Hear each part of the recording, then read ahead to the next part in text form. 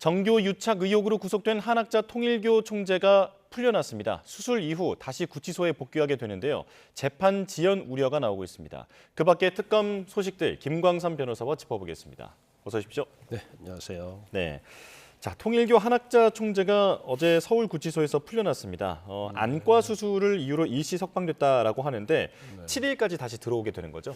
그렇죠. 일단 구속 집행 정지라는 것은 이제 구속 기간에 구속 자체를 이제 일시 정지하면서 이제 풀어주는 제도가 이제 구속 집행 정지입니다. 그런데 일반적으로 이제 정지 사유는 어떤 신체랄지 이제 생명에 어떤 위험성이 있다랄지 또 경우에 따라서는 직계 존속이랄지 이제 비속에 상을 당했을 때 이제 법원에서 집행 정지를 해주는 경우가 상당히 많이 있죠. 그런데 아마 이제 한학자 총재에 대해서는 지금 눈에 녹내장이 있다고 그래요. 그래서 어떤 시기를 놓치게 되면 이제 눈이 실명할 수 있는 상황이 될 수 있기 때문에 이것은 어떻게 보면 이제 신체에 있어서 굉장히 중요한 부분에 있어서 위험성이 있기 때문에 법원에서 기간을 정해서 구속 집행 정지 결정을 한 겁니다. 예. 재판부가 세세한 조건을 달았는데 그러니까 주거는 병원 구 내로 제한하고 그리고 의료인과 변호인 외 접촉은 금지한다. 도망이나 증거 인멸을 금지한다. 그리고 소환 시에는 출석에 응해야 한다. 여러 가지 달았는데 만약 이 중에 하나라도 어기게 되면 어떻게 됩니까? 당연히 구속 집행 정지는 이제 취소가 되죠. 그래서 예. 일단 구속 집행 정지 자체는 이제 보석과 좀 다른 측면이 굉장히 규제와 제한이 많이 있습니다. 그래서 실제로 이제 병원에 한정되는 거고 또 만날 사람도 거의 이제 특정을 짓는 거예요. 왜냐하면 이제 어떻게 보면 구속 중에 특혜를 주는 거잖아요. 그래서 보석과 다른 부분이 있고 만약에 구속 집행 정지 기간 중에 중간에 어떤 치료를 받고 있는데 이 치료가 좀 더 필요하다랄지 하면 경우에 따라서 연장되는 경우가 있고요. 또 이 사유를 위반했을 때는 구속 집행 정지가 이제 취소되는 경우가 있습니다. 그렇군요. 그러니까 말씀대로라면 만약 이제 추후 경과를 살펴봤을 때 의료진의 소견이 조금 더 여기에서 치료를 받을 필요가 있다라고 한다면 조금 더 연장될 수 있다. 그렇죠. 연장될 수 있죠. 그렇군요. 자, 재판이 시작되기도 전에 일시적이나마 석방이 된 건데요. 원래는 준비기를 한 차례 더 갖고 그리고 12월부터 정식 공판에 돌입할 예정이었는데 재판이 좀 늦어지지 않을까 이런 우려가 나오고 있습니다. 그럴 가능성이 있죠. 일단 수술을 받고 나서 그 경과를 좀 지켜봐야 할 겁니다. 그래서 이제 구속집행 정지의 어떤 기간에 맞춰서 재판이 계속 진행될 수도 있겠지만 지금 이제 한학자 총재와 관련된 재판이 단순히 본인과 혼자만 관련된 재판이 아니거든요. 예. 또 정치자금을 받은 권성동 의원이랄지 그다음에 이 관련해서 지금 김건희 씨에게 가방 목걸이 이런 것들을 전달했다는 거잖아요. 그래서 이제 그런 부분도 있기 때문에 같이 가는 사건이에요. 그래서 아마 이 사건 자체를 건진법사 전성배 씨 사건, 그래서 권선동 의원과 관련된 사건하고 같이 이제 병합해서 진행할 가능성이 크다.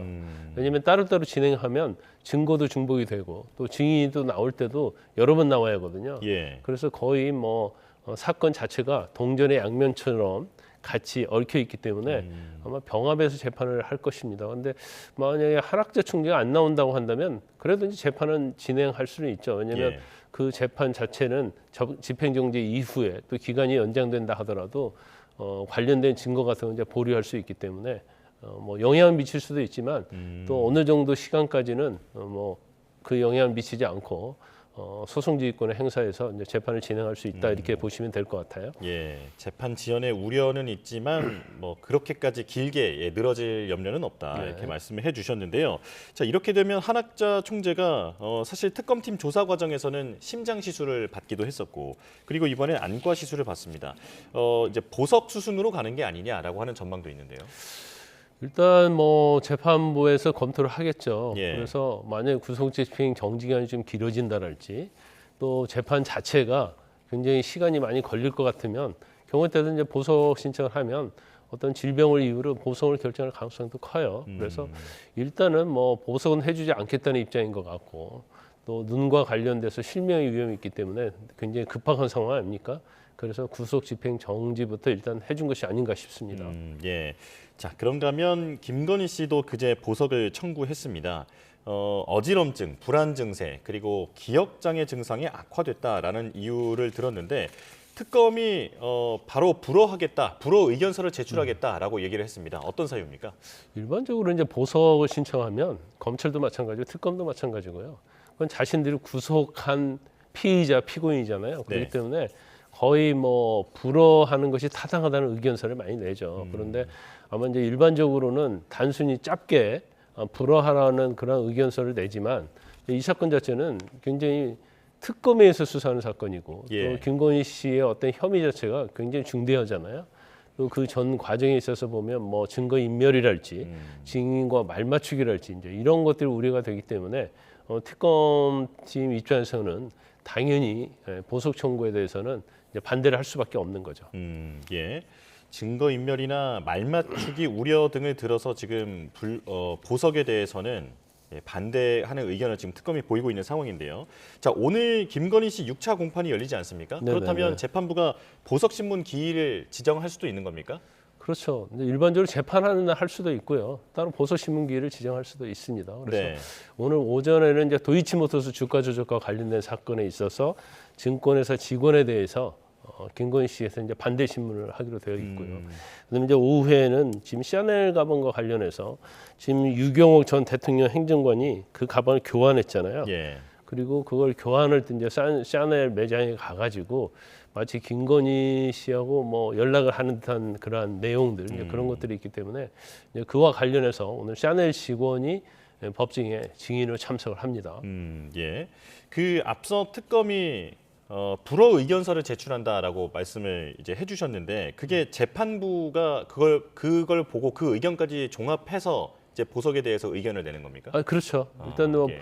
김건희 씨는 이제 보석을 허가할 필요성, 네. 상당성에 대해서 이제 의견서로 내는 거고요. 보석을 해서는 안 될 이유를 이제 특검이 내는 거니까 예, 예. 양쪽 당사자의 어떤 주장을 전부 다 검토를 해서 종합한 다음에 이제 재판부에서 결정을 하는 거죠. 예. 자, 김건희 씨의 모친 최은순 씨와 오빠인 김진우 씨가 어제 특검팀에서 고강도 조사를 받았습니다. 이제 최은순 씨는 특검 조사는 처음이고, 그리고 김진우 씨는 세 번째라고 하는데 양평 공흥지구 특혜 의혹과 관련한 피의자 신분이지 않았습니까? 어떤 내용을 들여다봤을까요? 근데 양공지구 관련해서는 ENSI라는 이제 회사가 있어요. 네. 이게 양평지구 공흥지구 개발을 했던 회사인데 이 회사의 대표를 김건희 씨의 어머니인 최은순 씨하고 그다음에 오빠인 김진우 씨가 번갈아가면서 대표이사를 했거든요. 그래서 이 사건 자체는 굉장히 원래는 오래된 사건입니다. 그런데 이제 그 당시에 이 개발 자체가 제대로 이행이 안 되기 때문에 이거 사실은 인허가를 취소한다랄지 공사를 중지한다든지 해야 하는데 기간 연장을 해줬거든요. 예. 그래서 이제 이게 특혜가 아니냐, 이제 그게 첫 번째고, 그다음에 이제 그 이후에 연장을 해줘가지고 사업이 계속 진행이 되면서 한 780억 정도의 분양을 했어요. 거기 이제 아파트 지구인데. 예. 근데 그 과정에 있어서 사실은 아파트 분양을 해서 돈을 벌게 되면 이 회사에 대해서 개발 부담금을 부담을 시켜야 하는데 네. 그걸 하지 않았으니까 이제 특혜가 아니냐. 이제 그거에 대한 이제 수사가 되고 있고, 근데 이제 그 당시 그거 자체는 윤 전 대통령이 되기 훨씬 이전에 있었던 일이에요. 예. 그래서 윤 전 대통령 관련이 없는데 지금 특검에서 들여다보고 있는 것은 그 개발 특혜와 관련해서 수사를 경찰에서 22년, 23년도 했었거든요. 아, 예. 근데 경찰에서 이제 불송치 결정을 했습니다. 예. 그러니까 죄가 안 된다고 결정을 한 거죠. 거기에 바로 김건희 씨랄지 윤 전 대통령이 관여를 했느냐, 이 부분까지 이제 특검이 들여다보고 있는 겁니다. 말씀해주신 대로 2년 전에 경찰이 이 사건을 수사를 했지만 김건희 씨와 최은순 씨의 관여 정황은 없다라고 불송치를 한 상황입니다. 근데 만약에 특검 수사 결과가 다르게 나오면 그럼 경찰의 부실 수사 이 부분도 논란이 커지는 건 아닙니까? 그렇죠. 뭐 항상 뭐 이전에 뭐 민주당 관련된 수사랄지 또 뭐 국민의힘과 관련된 수사에 있어서도 이미 경찰당에서 불송치하는 사건들이 상당히 많이 있었어요. 그런데 이제 정권이 바뀐다랄지 이제 검찰의 지도부가 바뀌고 나면 이제 그거 자체를 재수사해서 기소하는 사람이 굉장히 많았죠. 예. 그러면 사실은 지난 경찰에서 공직에 대한 특혜 의혹 수사는 결국 윤석열 전 대통령이 대통령직에 있을 때 한 거잖아요. 그러면 결과적으로 이제 대통령으로부터 영향을 받은 거냐, 아니면 받지 않았다 하더라도 경찰에서 알아서 어떻게 봐주기 수사한 게 아니냐, 이제 그런 뭐 의혹이 있을 수 있고, 더군다나 만약에 이 사건과 관련해서 죄가 인정이 되고 뭐 법원에서도 판결이 확정된다고 한다면 근데 경찰이 이제 부실 수사했다는 비판을 면하기는 어렵습니다. 예. 자, 그런데 특검팀이 적용한 혐의가 사문서 위조보다 처벌이 훨씬 강한 국고 손실 혐의라고 하는데 이건 어떤 경우에 성립하는 겁니까? 이제 그 과정에서 이제 여러 가지 범죄가 있을 수 있는데 아마 그런 것 같아요. 이제 국고 손실 자체는 개발 부담금과 관련해서 사실은 그 ESDI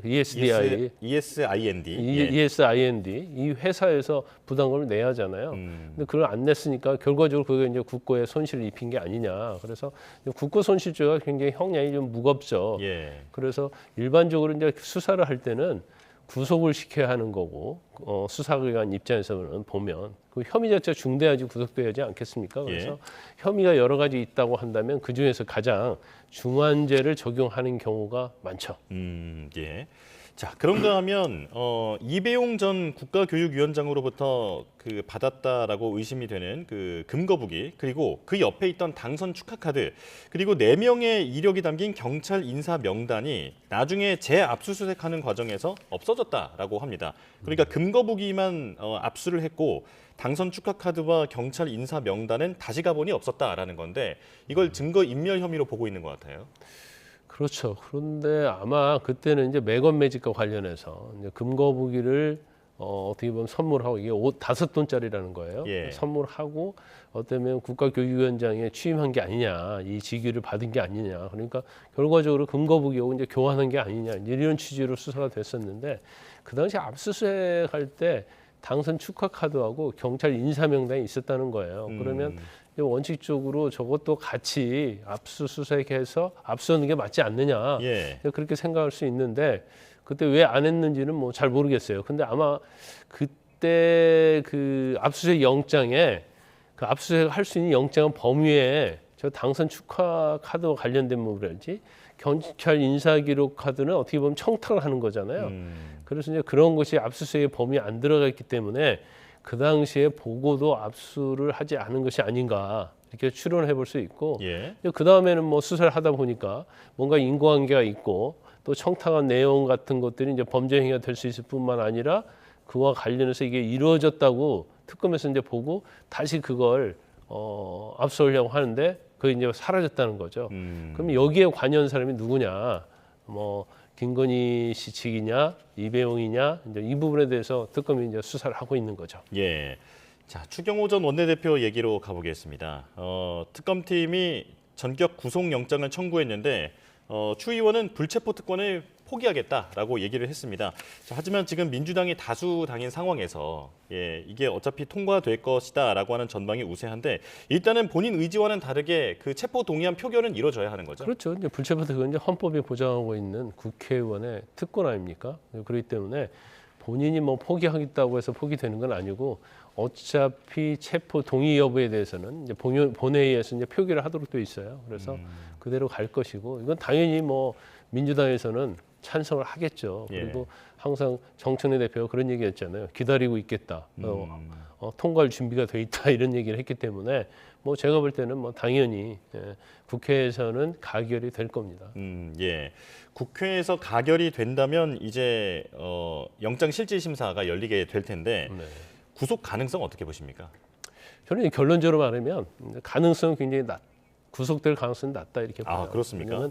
왜냐하면 이제 굉장히 증거적인 측면하고 이제 법리적인 측면 두 가지가 굉장히 많이 문제가 될 수 있죠. 예. 일단 이제 특검에서 주장하는 것은 이미 만찬에서 그러니까 추경호 의원하고 윤 전 대통령 만찬에서 공감대가 이루어졌다. 예. 이제 그런 주장을 하고 있고 그다음에 추경호 의원이 원내대표를 하면서도 줄타내기랄지 이런 거에 대해서 비판을 많이 했거든요. 예. 그런데 그 계엄을 하는 이유 중에 하나가 뭐 줄타내 이런 것이 들어가 있기 때문에 결과적으로 윤 전 대통령이 교감을 한 게 아니냐. 그런데 이것은 뭐 심리적인 것 때문에 추론에 불과한 거죠. 예. 그다음에 이제 특검이 가장 중요하게 여기는 것은 윤 전 대통령하고 통화 이후에 표결을 방해하기 위해서 뭐 당사로 소집을 했다가 뭐 예. 국회로 소집했다 이런 주장을 하고 있는 거예요. 그래서 그러면 통화 내역에 무슨 내용이냐? 표결을 방해해달라고 윤 전 대통령이 과연 직접적으로 지시를 했느냐?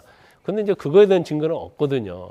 그렇기 때문에 과연 이게 이제 우리가 내란에 있어서 중요 임무 종사자는 것은 굉장히 어떻게 보면 계엄에 있어서 수뇌부라고 할 수 있는 거거든요. 그런데 물론 뭐 중요 임무라는 게 수뇌부가 아니랄지도 할 수 있는 영역이 있겠죠. 그래서 이 표결 방해에 대해서 과연 특검이 명확한 증거를 가지고 있느냐 그게 하나고요. 근데 설사 가지고 있다 하더라도 이게 국회의원은 표결의 자유가 있는 거고 예. 헌법 45조에 의하면 그 표결과 관련해서 국회외에서는 책임을 지지 않도록 되어 있거든요.